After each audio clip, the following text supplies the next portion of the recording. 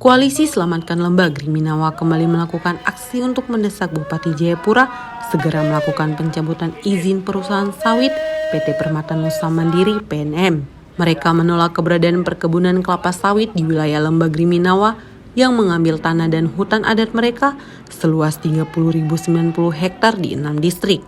Distrik Unurum Guai, Nimbokrang, Nimboran, Namblong, Kemtu Gresik, dan Distrik Kemtu. Aksi yang dilakukan di depan kantor Bupati Jayapura 7 September 2022 ini meminta ketegasan Bupati untuk memihak masyarakat adat dan turun langsung ke lokasi perusahaan untuk menutup PT PNM.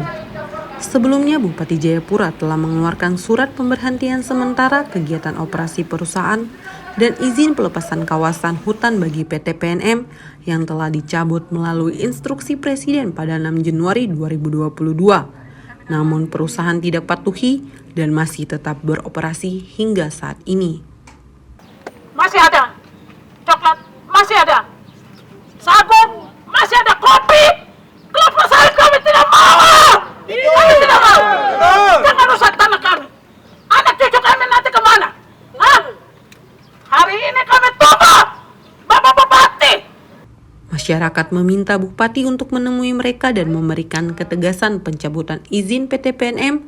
Namun Bupati berhalangan hadir dan diwakilkan oleh Wakil Bupati Jayapura, Kiri Wijayantoro.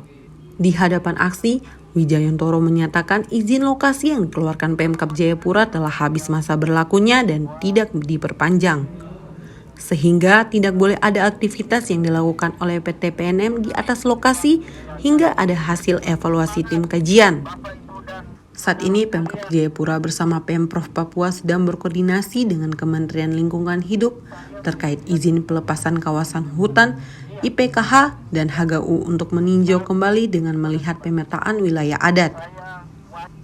Menanggapi pernyataan Wakil Bupati, Ketua Dewan Adat Griminawa, Matius Sawa menyatakan belum puas dan tetap meminta kepastian hukum dari Bupati berupa SK pencabutan izin perusahaan yang ditandatangani oleh Bupati.